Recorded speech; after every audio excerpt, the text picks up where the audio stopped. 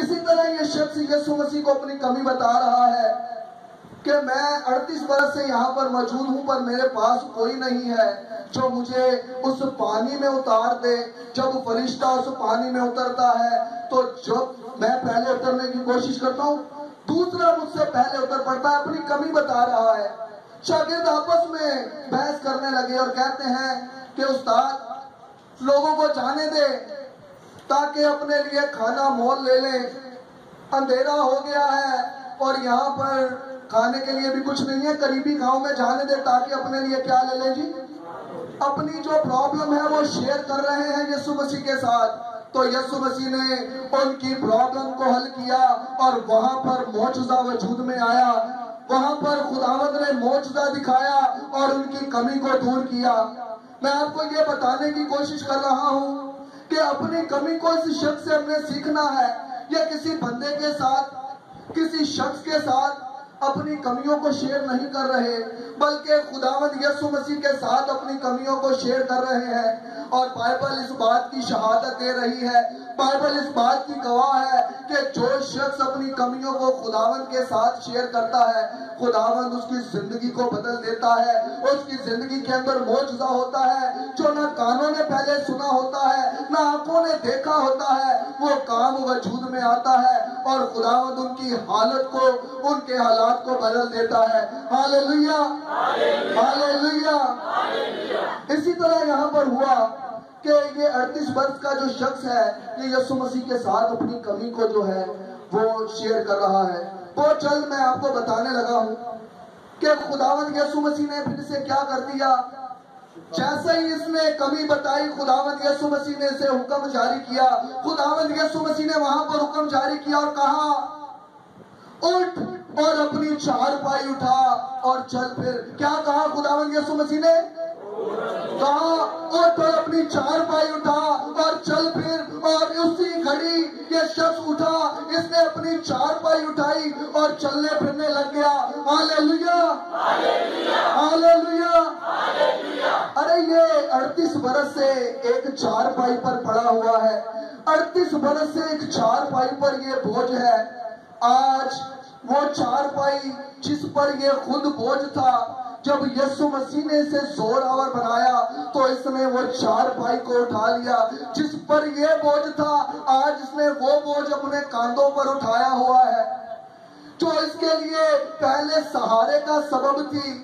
آج اس نے اس بوجھ کو اپنے کاندھے پر اٹھا لیا ہے، کیونکہ ہمارے خداوند نے، یسوع مسیح نے اس کو زور آور بنایا ہے۔ وہ 38 برس سے اس چارپائی پر لیٹا ہوا ہے، اس چارپائی کو اس نے اپنا سہارا بنایا ہوا ہے۔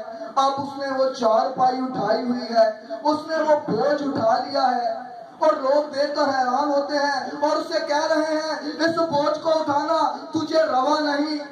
وہ حیران ہے کہ یہ 38 برس سے جس پر پہلے خود بوجھ تھا، اب اس نے وہ بوجھ اٹھایا ہوا ہے۔ جب خداوند زندگی کو بدلتا ہے تو وہ لوگ جو آپ کے ساتھ ہوتے ہیں وہ حیران ہو جاتے ہیں کہ یہ تو ممکن ہی نہیں تھا، ارے یہ تو خود بوجھ تھا، آج بوجھ اٹھانے والا کیسے بن گیا ہے۔ خداوند نے اس کی زندگی کے اندر معجزہ کر دیا، خداوند نے اسے بوجھ اٹھانے والا بنا دیا، خداوند نے اسے طاقتور بنا دیا، خداوند نے اسے پاور دی اور وہ بوجھ اٹھانے والا بن گیا۔ خداوند نے آپ کو بھی اسی طرح گناہ سے چھڑا لیا ہے، بیماری سے چھڑا لیا ہے، کمزوری سے چھڑا لیا ہے، لعنت سے چھڑا لیا ہے، اور اس نے آپ کی کمزوریوں کو دور کر کے اپنی شفا، اپنی طاقت، اپنا اختیار آپ کو دیا ہے تاکہ آپ بھی دوسروں کے لیے ایک گواہی ہو کہ ہمیں خداوند یسوع مسیح نے زور آور بنایا ہے۔ ہاللیلویہ۔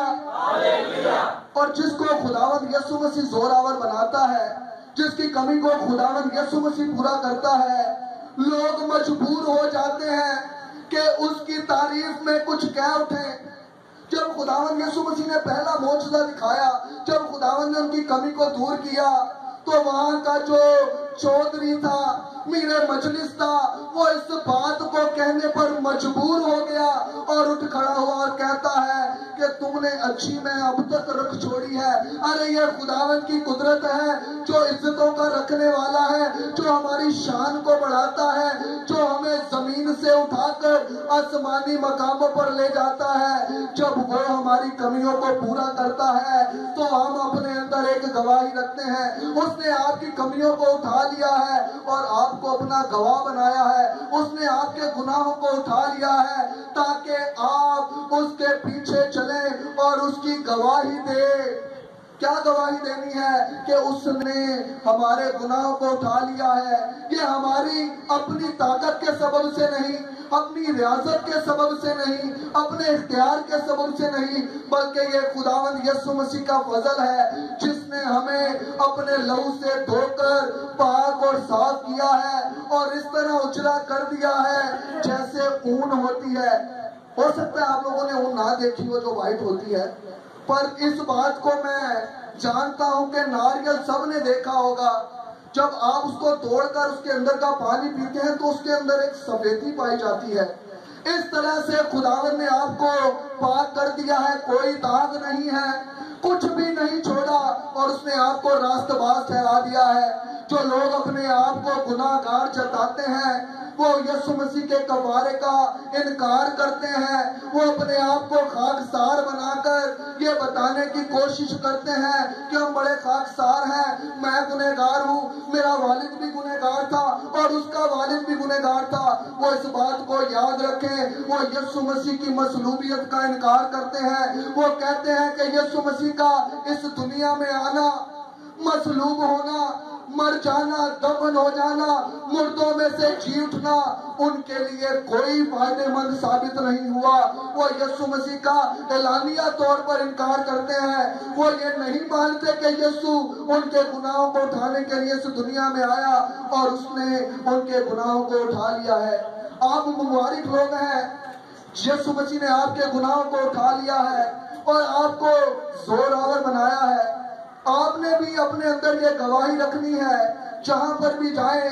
जिस तरह ये शख्स चारपाई उठाए हुए है, यीशु मसीह का हुक्म है कि आपने अपनी सलीब उठानी है। अरे वो सलीब उठानी है जो इस बात को पुकारती थी कि जो इस पर चढ़ा वो लानती शख्स है। आज वो सलीबें आपने अपने गलों में लटकाई हुई हैं।